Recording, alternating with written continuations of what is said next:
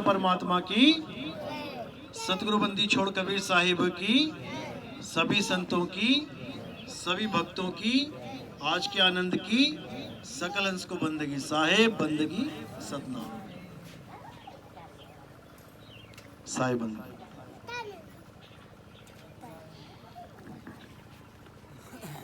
तो आज आपके गांव में परमात्मा के मूल ज्ञान का प्रचार होने जा रहा है। कहते हैं बहुत बड़े भाग होते हैं उन जीवों के जो इस मूल ज्ञान को सुन पाते हैं, और उससे भी ज़्यादा बड़े भाग होते हैं उन लोगों के जो इसको समझ पाते हैं। क्योंकि सुनते तो बहुत हैं लेकिन समझ नहीं पाते। जैसे एक क्लास में 60 बच्चे होते हैं, टीचर पढ़ाता है, बच्चे सब सुन रहे हैं, लेकिन जो समझ सकते हैं पास वही होते हैं, बाकी सब फेल। टीचर एक ही है, पढ़ाने का तरीका एक ही है, लेकिन बच्चे नहीं समझ पाते, वो फेल हो जाते हैं। इसी प्रकार कबीर साहब का जो ज्ञान है वो सबके लिए समान है। ऐसा नहीं है कि कोई कबीरपंथी कुछ लेके बैठा है वो भी पार हो जाएगा, कोई कबीरपंथी किसी और को सत्य बता रहा है वो भी पार हो जाएगा, ऐसा नहीं है। कबीर साहब का ज्ञान एक ही है, सर्व समाज के लिए, सर्व धर्म के लिए, सबके लिए, पूरे मानव जाति के लिए एक ही ज्ञान है। और उस ज्ञान का नाम क्या है? उसका नाम है आत्मज्ञान। कबीर साहब कहते हैं आत्म ज्ञान बिना नर भटके, कभी काबा कभी काशी, और जल में मीन प्यासी, मोहे देखत आवे हासी। कबीर साहब यहाँ पे ना तो कोई मंत्र देने आए थे कि तुम मंत्र जपो, ना ही कोई मूर्ति पूजा करवाने आए थे कि तुम मेरी मूर्तियां बना के पूजा करो, बल्कि वो तो मंत्रों का खंडन करते थे, वो मूर्तियों का खंडन करते थे। जो लोग मूर्ति पूजते थे भले किसी की पूज रहे हो, कबीर साहब साफ कहते थे पाथर पूजे हरि मिले तो मैं पूजू पहाड़। कि अगर पत्थर पूजने से हरि मिल जाए तो सबको मिल जाता, लेकिन किसी को नहीं मिल रहा है। सारी उम्र पत्थर पूज के गवा देते हैं। यही कबीर साहब बार बार समझा रहे हैं कि भाई आधी दुनिया पत्थर पूजने में लग गई, आधी नाम जाप में लग गई। अब नाम क्या जप रहे हैं? जो गुरु नाम पकड़ा देता है उसको ले लेते हैं, ये भी नहीं सोचते कि गुरुजी ने दिया क्या है। कबीर पंथ का ये हाल बता रहा हूं मैं। कोई ओम का नाम देता है कबीर पंथ में, जबकि कबीर साहब से बड़ा खंडन किसी ने भी नहीं किया ओम का। कोई सोहंग नाम दे देता है, जपते रहो सोहंग सोहंग, कबीर साहब ने सोहंग का भी खंडन किया। कोई सत कबीर, सतनाम, सत सुकृत, क्या क्या नाम पकड़ा देते हैं, अजर नाम, अमर नाम। ये सब अक्षर जितने भी हैं ये 52 अक्षरों के अंतर्गत हैं। जितने भी नाम है इस दुनिया में सब 52 अक्षरों में आ रहे हैं। 52 अक्षर का मतलब क्या है?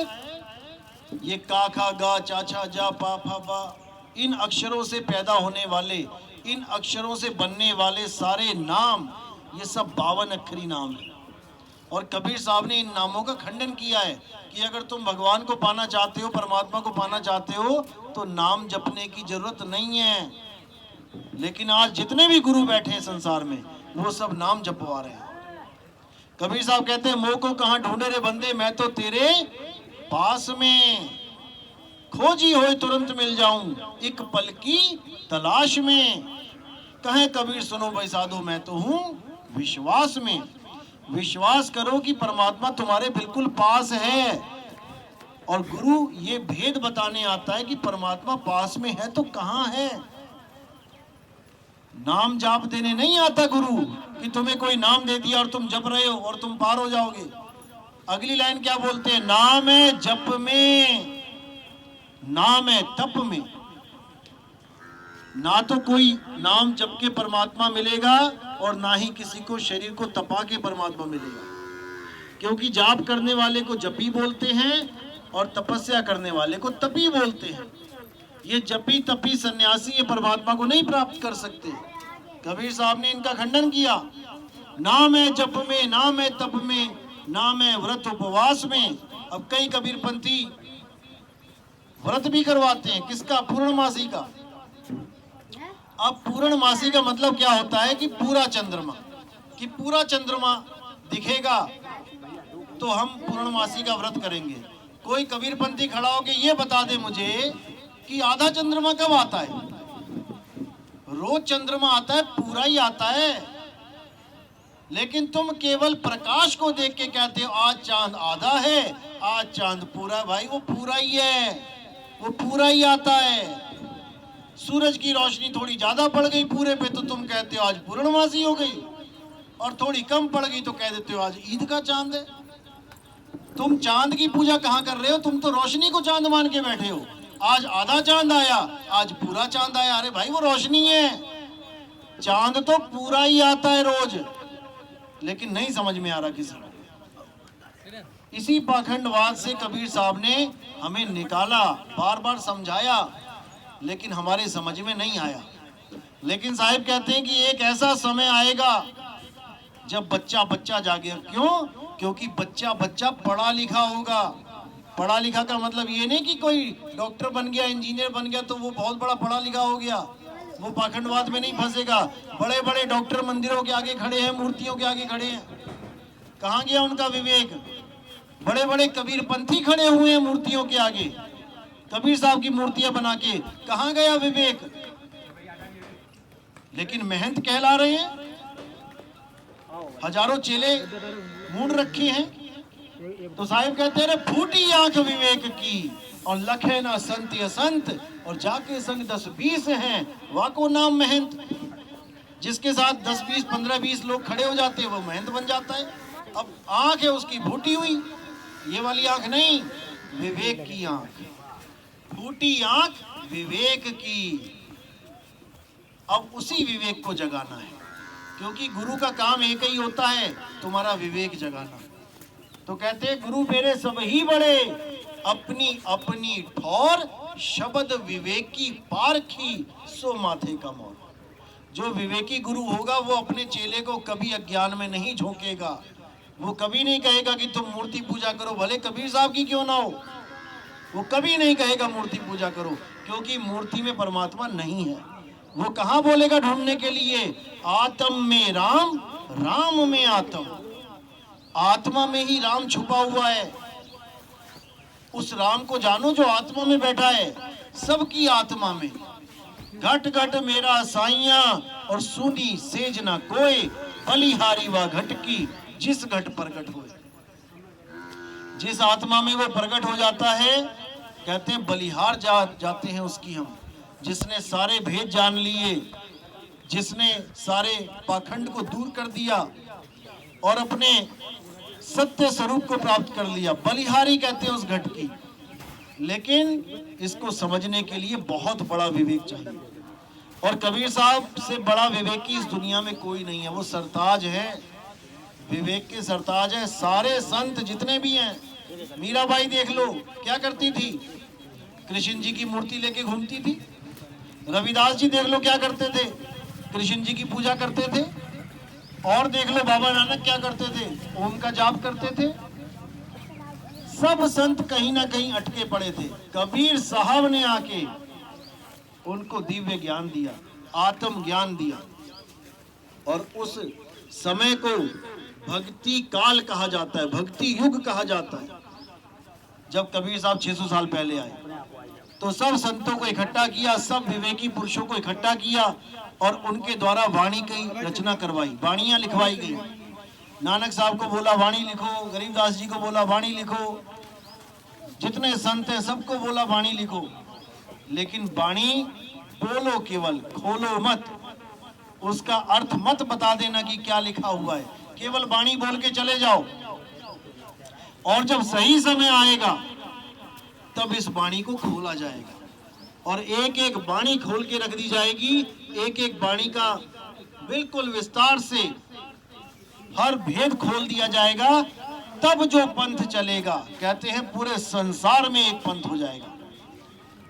तो इसीलिए साहिब ने बोला था धर्मदास जी को कि धर्मदास मेरी लाख दुहाई, और ये मूल ज्ञान बाहर ना जाई।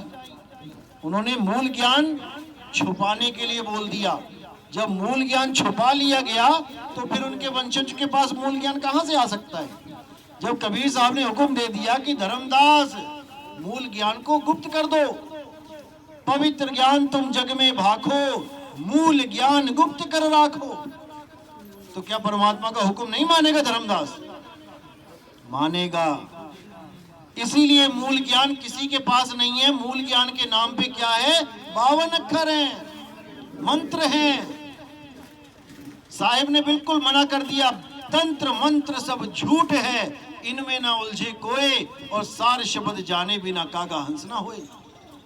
ये जितने भी तंत्र मंत्र हैं ये सब झूठ हैं भाई, ये इंसानों के द्वारा बनाए गए चंद अक्षर हैं। इन्हीं अक्षरों को जोड़ तोड़ के मंत्र बना के बैठ गए। जब दुनिया में पहली बार आदमी आया, इंसान आया, जब इंसान बना यहाँ पे, तो उसके पास कोई भाषा नहीं थी, कोई कपड़े नहीं थे, नंगा ही आया था बेचारा, जानवरों की तरह घूमता था, आदि मानव कहलाता था। आज साइंस भी खोज करती है कि कैसे कैसे इंसान की तरक्की हुई, कैसे पैदा हुआ। उस वक्त ना कोई अक्षर थे, ना कोई भाषा थी, कुछ नहीं था, जानवरों की तरह रहता था। जानवरों की तरह ही एक दूसरे से बात करता था, जैसे दो कुत्ते आपस में बात करते, दो चिड़िया आपस में बात करती। लेकिन धीरे धीरे धीरे धीरे विस्तार होता गया, बुद्धि जागृत होती गई, धीरे धीरे इसने भाषाओं की खोज कर ली। मुंह से जितने निकले इसके अक्षर, आवाजें निकली, उसने अक्षरों का नाम बना दिया। हर आवाज निकलने का, जितने भी अक्षर निकले, उसका एक रूप बना दिया, और फिर उन रूपों को संजो दिया, 52 अक्षर पूरे कर दिए। आज भी हम अपने बच्चों को भेजते हैं स्कूलों में, तो वो उन अक्षरों की पहचान करने ही तो जाते हैं। टीचर एक एक अक्षर बताता है, बेटा बोलो आ, और लिखवाता है आ ऐसा होता है, बोलेगा का और लिखवाएगा का, ऐसे का होता है। ऐसे सारे अक्षरों का ज्ञान आपके बच्चों को दिया जाता है। अब क्या होगी गलती कि इन अक्षरों से ही भगवानों के नाम रख लिए गए। किसी ने अल्लाह रख लिया, किसी ने वाहिगुरु रख लिया, किसी ने परमात्मा रख लिया, किसी ने राम रख लिया। कहां से निकाले ये सारे नाम? इन्हीं अक्षरों में से। जितने भी दुनिया के नाम है, जितने भी भगवानों के नाम है, जितने भी जात पात धर्म भेष, जितने भी आप लोगों के नाम हैं, ये नाम कहां से आए हैं? उन्हीं 52 अक्षरों में से।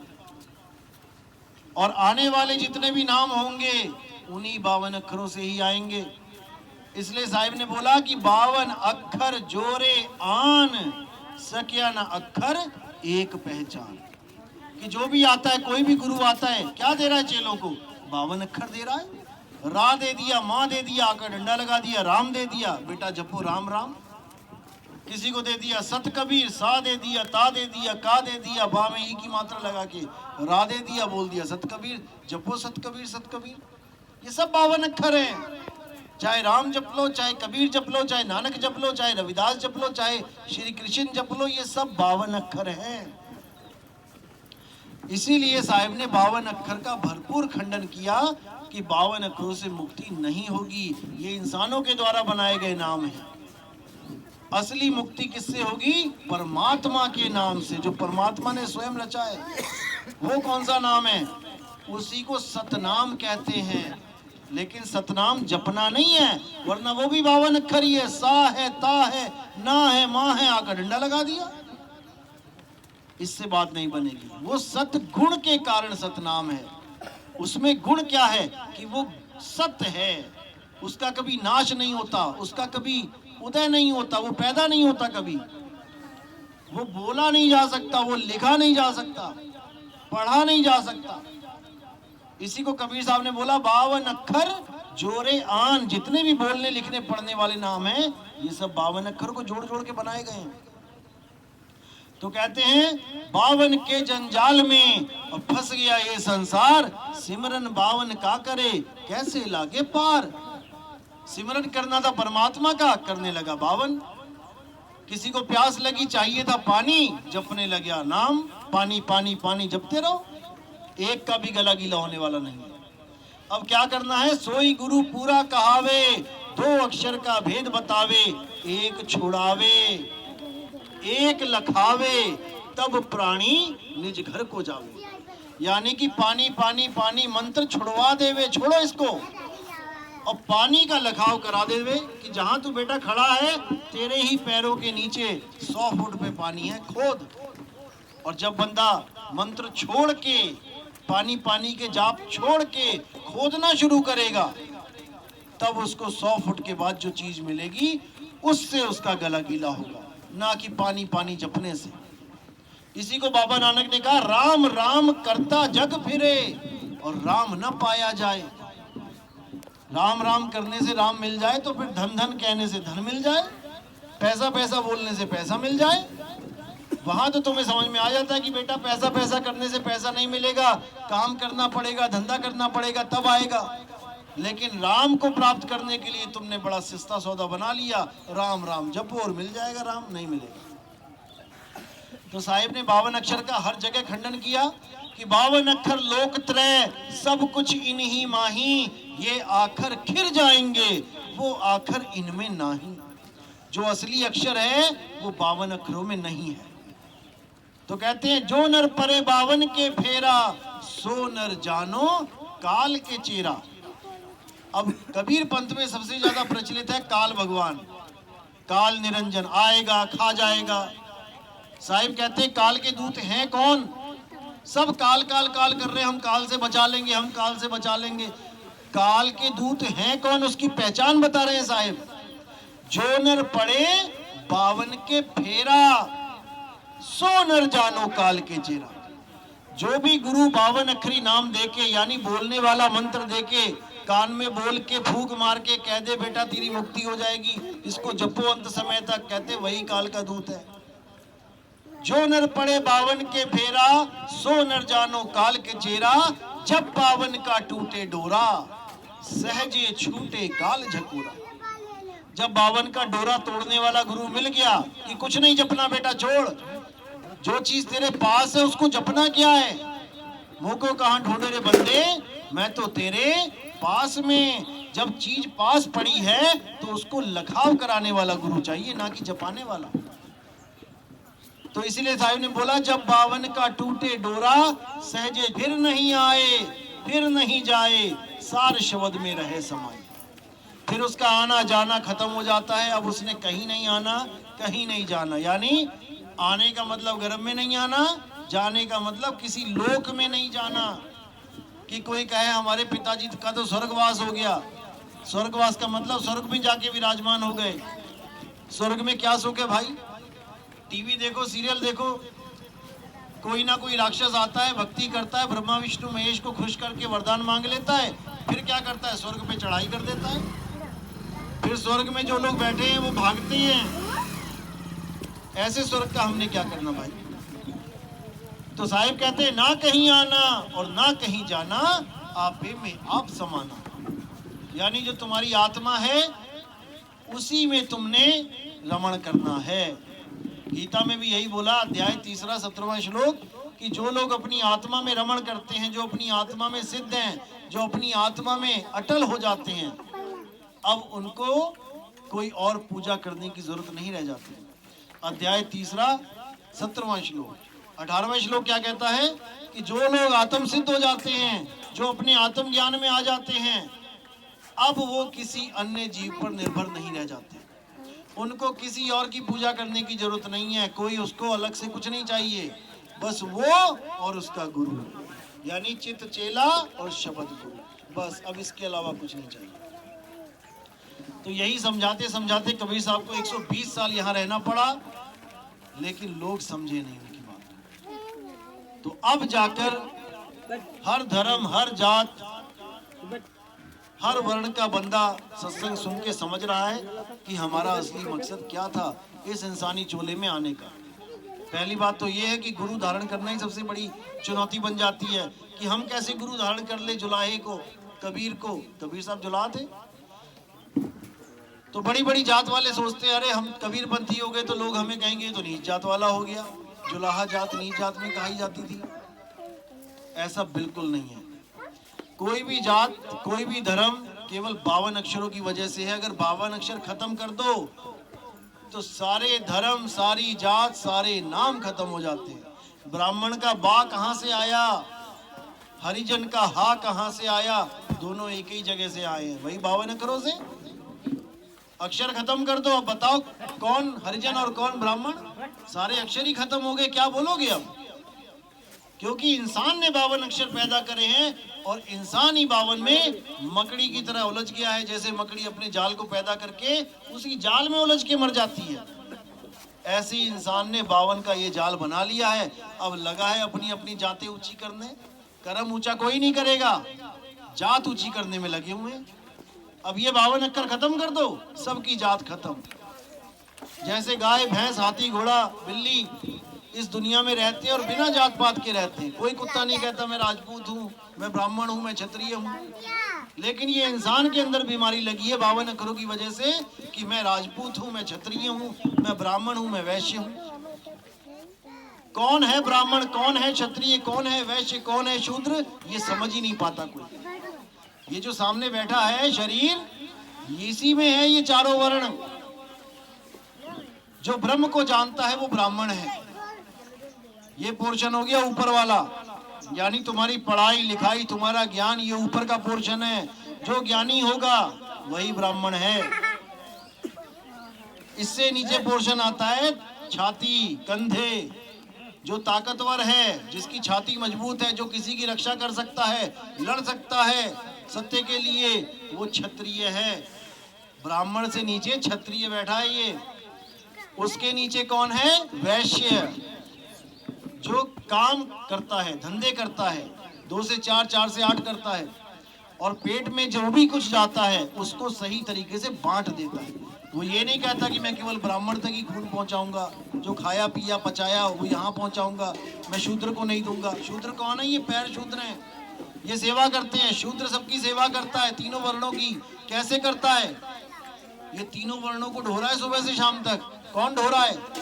ब्राह्मण को भी यही ढो रहा है, क्षत्रिय को भी यही ढो रहा है, वैश्य को भी यही ढो रहा है।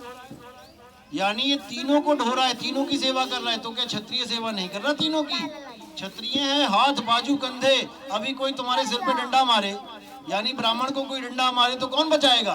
क्षत्रिय बचाएगा, उसी वक्त सामने हाथ आ जाएगा। कोई शूद्र को मारे डंडा तो कौन बचाएगा? तो क्या कहोगे? मार ले? नहीं मारने दोगे, फिर भी आप ही बचाओगे, हाथ कंधे बचाएंगे। इसी प्रकार ब्राह्मण क्या करेगा? ज्ञान देगा। जो आपके पास ज्ञान है, देखो सारे दे रहे हैं एक दूसरे को। बचपन से लेके बुढ़ापे तक हम ज्ञान ही ले रहे हैं। कोई माँ से ज्ञान लेके ससुराल चली जा रही है, कोई ससुराल से ज्ञान लेके कहीं और बता रही है। ये सब ज्ञान ही ले रहे हैं। तो ज्ञान का पोर्शन ऊपर है ब्राह्मण का, उसके नीचे क्षत्रिय है, उसके नीचे वैश्य है और सबसे नीचे शूद्र है, जो तीनों को लेके ढो रहा है, सेवा कर रहा है। कभी ये नहीं बोलता कि मैं केवल ब्राह्मण को लेके जाऊंगा या मैं केवल खुद ही अकेला चला जाऊंगा, नहीं जा सकता। इसीलिए जो सेवा होती है वो केवल पैरों की होती है। पैर दबाते हैं लोग, पैरों पे चरणों में पड़ते हैं। कोई सिर पे माथा नहीं टेकता, पैरों को माथा टेका जाता है। तो इसी प्रकार चारों वर्ण यहीं पे है, सब कुछ यहीं पर है, काया यहीं पर है, सारा ज्ञान कबीर साहब का यहीं पर है। परमात्मा भी यहीं पर ही है, कहीं जाने की जरूरत नहीं है कि किसी सतलोक में जाना है, हमने किसी अलग लोक में जाना है। नहीं जाना है, ना कहीं आना ना कहीं जाना, आपे में आप समाना, अपनी आत्मा में रमण करना है। क्योंकि परमात्मा का वास अब हमारी आत्मा में है। अब कई लोग क्या कहते हैं कि परमात्मा कहाँ है? शरीर में है। दिक्कत ये आ जाती है, परमात्मा का वास है आत्मा में, शरीर में नहीं। क्योंकि अगर शरीर में परमात्मा का वास होता तो कभी शरीर खत्म ही ना होता, मृत्यु ना होती शरीर की। अब परमात्मा है आत्मा में, इसलिए आत्मा की कभी मृत्यु नहीं होती। कोई बड़े से बड़ा ज्ञानी ये नहीं बता सकता, बोल सकता कि आत्मा मर जाती है। सबके सब यही बोल रहे हैं कि आत्मा अजर अमर अविनाशी है। क्यों है? कारण क्या है? क्योंकि उसमें परमात्मा का वास है। दूध में जैसे घी रहता है, अब दूध को कहो कि घी ढूंढ के ला और वो कहीं गलियों में ढूंढने चला जाए तो क्या मिलेगा उसे? कुछ नहीं मिलेगा। दूध में घी छुपा है, आत्मा में परमात्मा छुपा है। बस उसको प्रकट करने के लिए एक भेदी गुरु चाहिए जो सारे भेद बता दे, सारा ज्ञान खोल दे और आपको सही तरीका बता दे कि परमात्मा को कैसे पाना है। अपनी ही आत्मा में खोजना है और कहीं नहीं। जैसे हिरण के अंदर कस्तूरी है, कस्तूरी कुंडल बसे, मृग ढूंढे बन माही, ऐसे रमता राम है ये दुनिया जाने नहीं। वो रमता राम सब में रम रहा है, कोई परमात्मा अलग से किसी के अंदर ज्यादा या कम नहीं है, वो सब में एक समान है। जैसे आपके घर में बल्ब है, पंखे हैं, कूलर है, गीजर है, हीटर है, सब कुछ है, लेकिन जो उसमें करंट है वो सब में एक समान चल रहा है, एक ही करंट सबको चला रहा है, अलग अलग नहीं है। तो इसी को समझना है। जो मूल ज्ञान है वो है आत्म ज्ञान। इसमें मंत्रों को छुड़वा दिया जाता है, जंत्र तंत्र छुड़वा दिए जाते हैं, व्रत पूजा पाठ मंदिर मस्जिद गुरुद्वारे छुड़वा दिए जाते हैं। यानी अब कहीं नहीं जाना, अपनी आत्मा में रमण करना है, इससे ज्यादा कुछ नहीं। अगर किसी का कोई सवाल है तो वो पूछ सकता है। अगर किसी भगत ने, कितने कबीर पंथी हैं, हाथ खड़े करो जरा।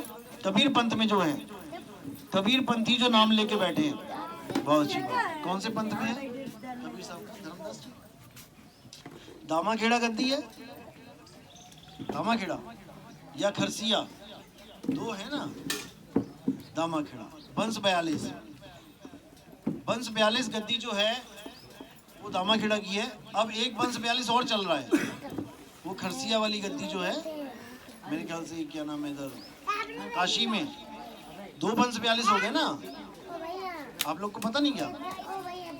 दो हैं, एक तो प्रकाश मुनि साहब बैठे हैं और एक पे बैठे हैं अर्ध नाम साहब, जो मंदिर बना है जो बनारस में, वहां पर भी जो गुरुजी बैठे हैं वो भी बंस 42 ही चला रहे हैं। उनके भी 42 नाम लिखे हुए हैं पहले से, और जैसे जैसे आगे कोई बैठ रहा है उसको वही बंस 42 के नाम पकड़ाए जा रहे हैं। यानी दो बंस 42 हो गए। अगर मान के चलो कि कबीर साहब ने अगर आशीर्वाद दे भी दिया बंस 42 का, तो दो लोगों को थोड़ी नहीं दिया था। यहाँ तो दो गद्दियां चल रही हैं। तो कहने का मतलब यही है कि बंस कौन है? कहते हैं बंस सोई कौन है? जो हमारा नाम को चीन जाए। शब्द कहे सो बंस हमारा, ना तो पड़ा काल की धारा। जो शब्द को ग्रहण करता है, शब्द कौन सा? सार शब्द, वो मेरा वंश है। अगर 52 अक्षर को लेके बैठा है वो मेरा वंश नहीं है, वो मेरा वंश हो भी नहीं सकता, क्योंकि 52 अक्षर कबीर पंथ में है ही नहीं। 52 अक्षर तो कबीर साहब के आने से पहले चल रहे थे, मंत्र चल रहे थे, जंत्र चल रहे थे। कबीर साहब यहाँ पे आते हैं 52 अक्षरों की डोर तोड़ने के लिए, ना कि 52 अक्षर देने के लिए। तो वंश कौन है कबीर साहब का? जो उनके ज्ञान को अर्जित कर ले, वही उनका वंश है। जो उनके ज्ञान पे ही नहीं टिक पा रहा है वो उनका वंश नहीं है। मान के चलो आज 42 वंश खत्म हो गए, अभी 16-17 चल रहे हैं, कोई बात नहीं। आज मान के चलो कि ये आखिरी वंश चल रहा है, इस 42 खत्म हो गए, चलो आज खत्म हो गया। अब बताओ आगे क्या करें? अब तो 42 का वादा भी पूरा हो गया, आशीर्वाद भी पूरा हो गया। अब हाँ, ये है मुद्दा। ये वंश 42 बाहर नहीं है, वो वाला 42 तो खत्म हो जाएगा, क्योंकि 41-42 खत्म। हाँ, तो फिर नाम क्यों लिखे जा रहे हैं 42?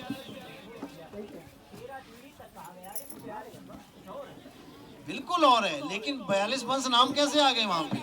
नाम तो 42 ही लिखे ना। बहुत अच्छी बात है, घट में देखना, बिल्कुल सही बात है। लेकिन वहां पर तो 42 वंश लिखे गए हैं ना, नाम दिए जा रहे हैं ना आगे से आगे। मैं उनकी बात कर रहा हूँ, वहां पर हर नाम लिखा जा रहा है ना। आने वाले बच्चे का नाम लिखा हुआ है ना पहले से, नहीं लिखा है? लिखा है कि नहीं लिखा है? नहीं है, कोई बात नहीं। वहां पर यही लिखा है कि 42 वंश के पहले से ही नाम लिखे गए हैं, कि 42 बच्चों के नाम लिख दिए लड़कों के, ये वंश चलाएंगे आगे।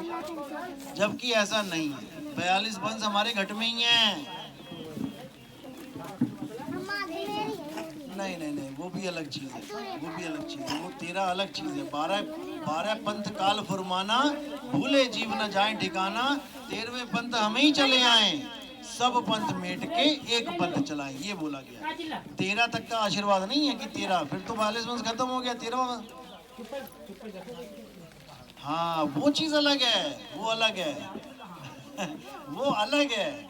उसके बाद बोला है कि योग आएगा, राजनीति खत्म हो जाएगी, ये भी बोला है।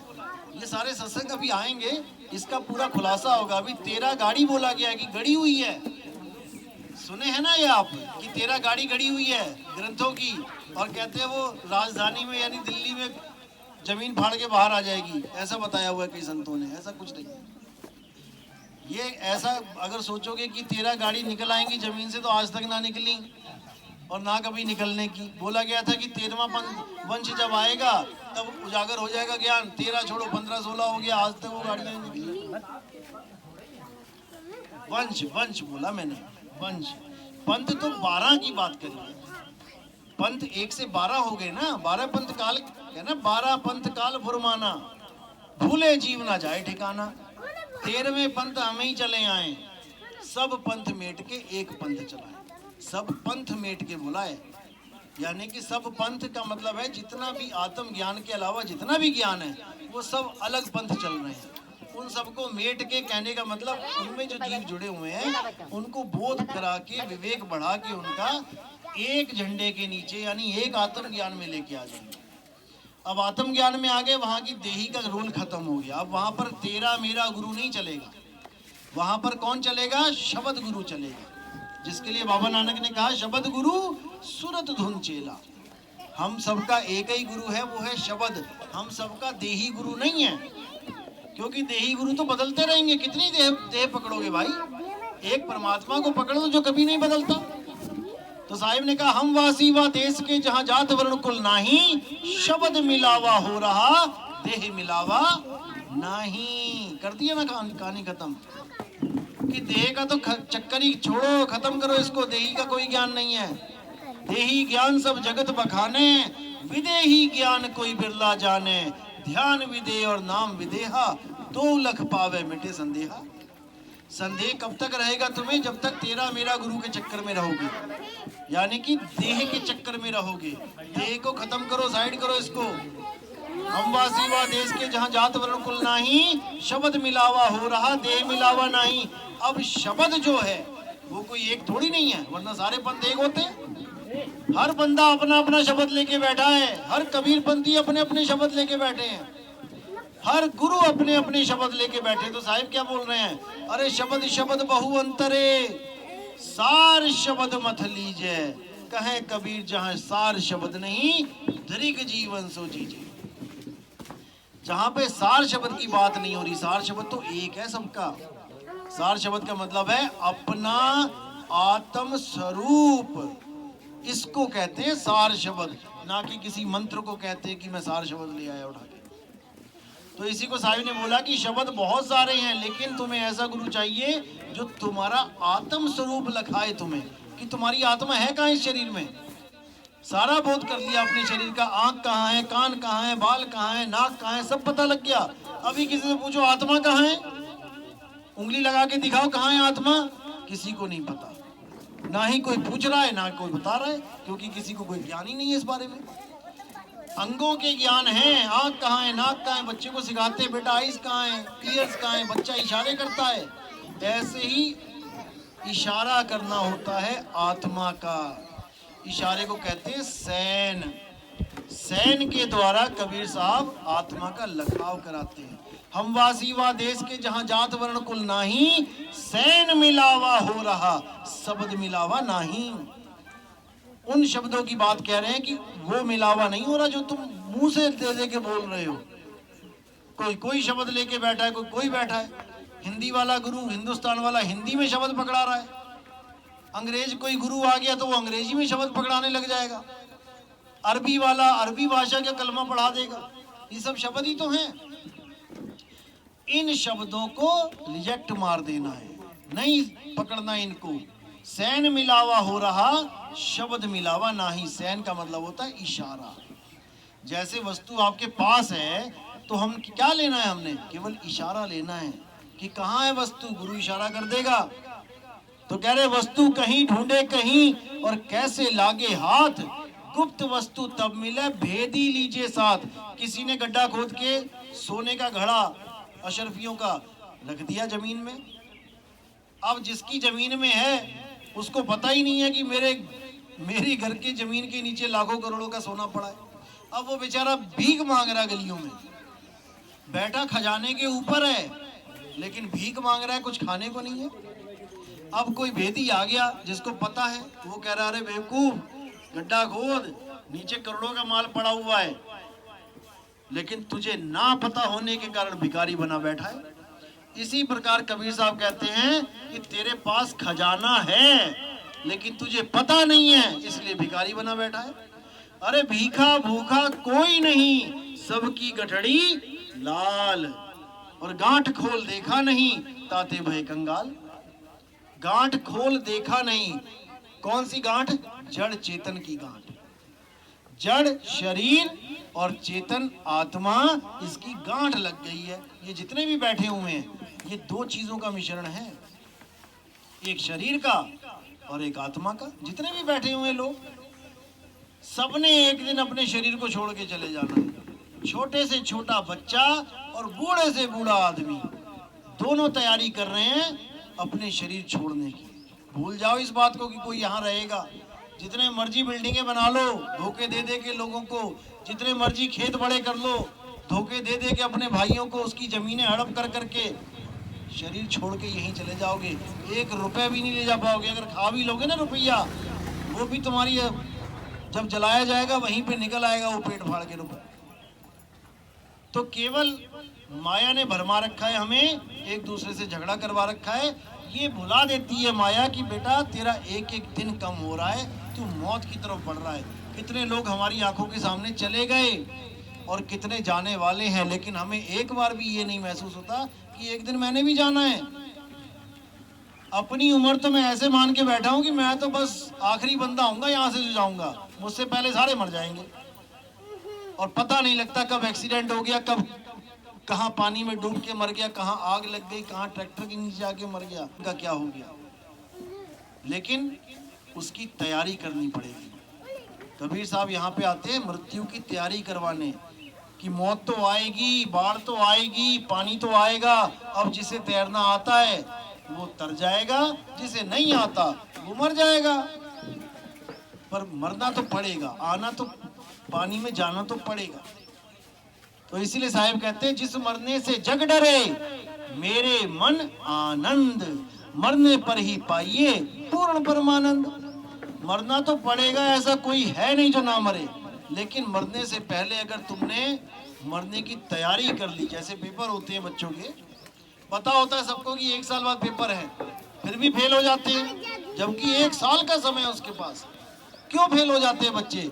क्योंकि वो उसको लाइटली ले लेते हैं, उस पर विचार नहीं करते कि 1 साल बाद पेपर होने वाला है, मैं आज से पढ़ाई शुरू कर दूं। अगर मैं रोज एक सवाल भी याद करता हूँ, 365 सवाल याद हो जाते हैं। और पेपर में कितने आएंगे? 10, 12, 15। लेकिन बच्चा रोज एक एक दिन निकालता रहता है, नहीं पढ़ता है, खेल में मस्त है। जब आ जाते हैं 10 दिन बचते हैं, तब किताब खोल के उठा के देखता है, तब क्या पढ़ेगा बेचारा, फेल हो जाएगा। इसी प्रकार हमारी मृत्यु के दिन निकट आ रहे हैं। कोई सोच के बैठा है मैं तो अभी काम धंधा नया खोला है, मैं तो अभी अमीर बनूंगा, करोड़पति बनूंगा। कोई सोच के बैठा है मैं तो अभी शादी करूंगा, बच्चे होंगे। लंबी लंबी सोच के बैठे हैं, लेकिन एक पल में वो काल भगवान आएगा, कान से पकड़ के बाहर कर देगा शरीर से। इसलिए हमने अभी से, आज से ही ये विचार करना है कि मैं शरीर को जब छोड़ूंगा तो कहाँ जाऊंगा। बस यही भक्ति है। इसके अलावा कोई मंत्र जपना, कोई ध्यान लगाना, किसी गुरु का ध्यान करना, कोई व्रत करना, ये सब पाखंडवाद में आता है। तुम्हारा एक ही मकसद है कि आए हो तुम कहाँ से, जाना तुम्हें कहाँ है। इतना बस विचार लो, हो गया भजन, मन की तरंग मार लो, गया भजन। बस इतना सा काम है कि तुम कहाँ से आए हो, इस शरीर में से कैसे एंटर किया आपने। अब इस पंडाल में हम आए हैं, कहाँ से आए हैं? सामने से आए हैं, बाकी जगह सब लॉक है, बंद है। अब जहाँ से हम आए हैं, मुझे याद है कि मैं जाऊंगा भी इधर से, तो मैं मुक्त हूँ।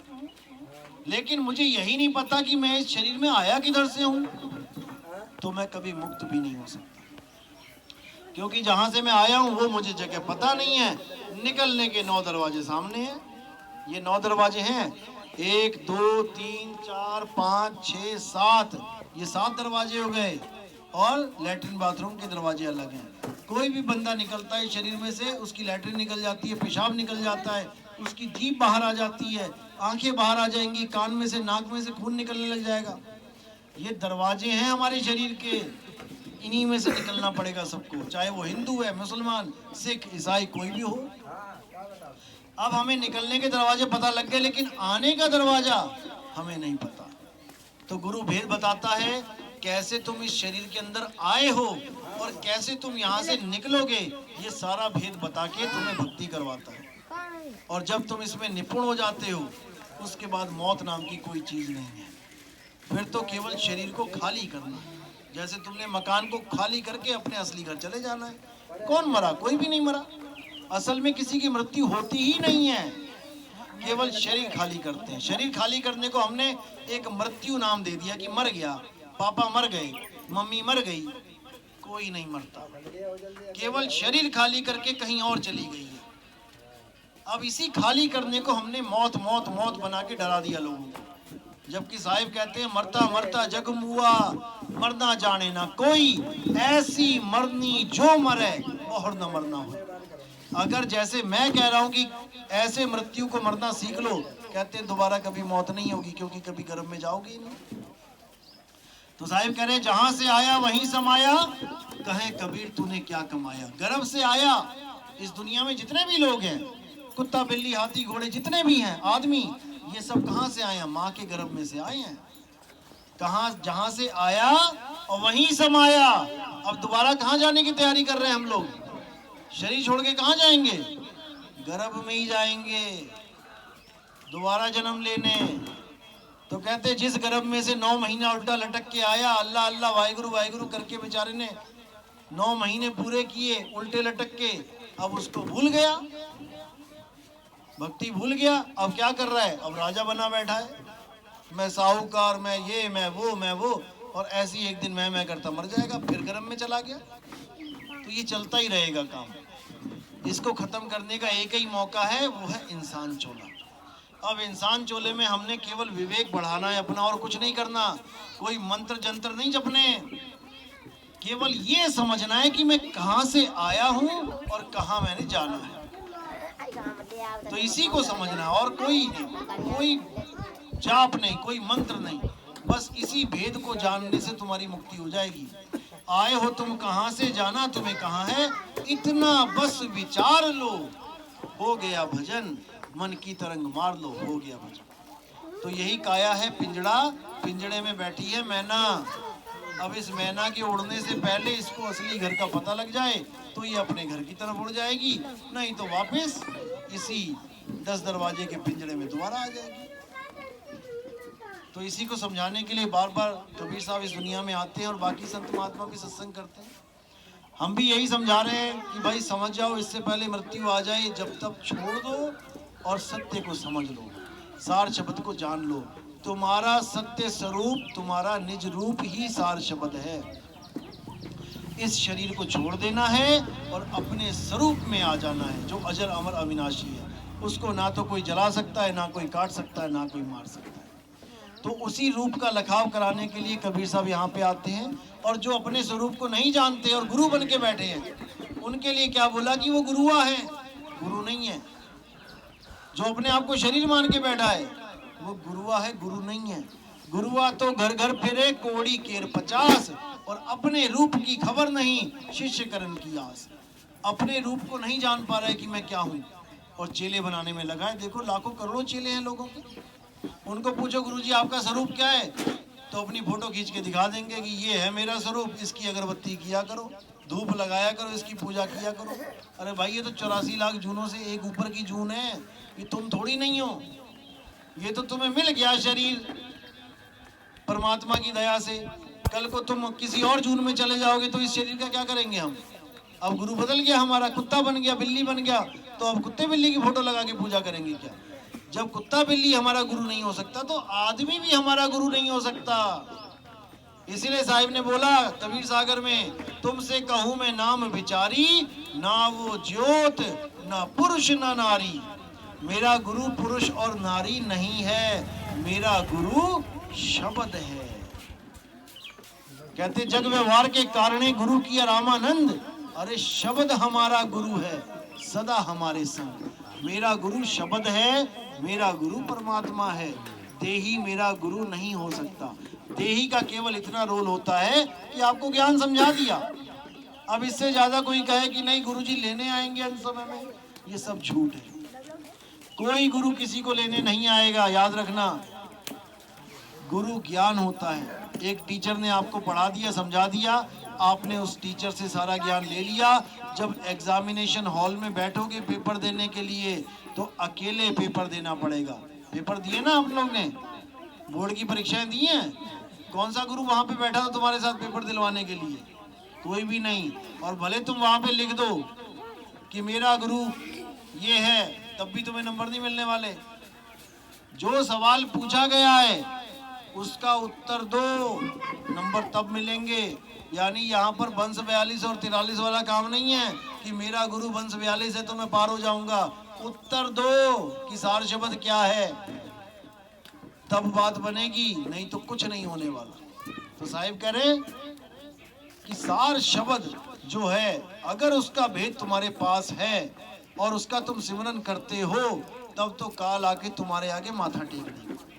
अगर तुम्हारे पास सार शब्द नहीं है तो भले तुम किसी गुरु के चेले हो, वो तुम्हें फाड़ के खा जाएगा। तो कह रहे सार शब्द कहीं बाची हो, मानो एतबारा, मेरा एतबार कर। सार शब्द तेरे पास है तो तू बच जाएगा, नहीं तो काल छोड़ेगा नहीं किसी को भी। ऐसी हालत कर देगा, ना मरते में ना जीते में। लेकिन वो सार शब्द क्या है उसको समझना पड़ेगा। लोग सार शब्द मंत्रों को मान के बैठ गए कि मंत्र ही सार शब्द है। बिल्कुल नहीं, वो मंत्रों से न्यारा है, वो अक्षरों से न्यारा है। चलो, तो मैं वाणी पे विराम देता हूं, और कोई अगर सवाल कुछ और है किसी का तो पूछ सकते हैं। और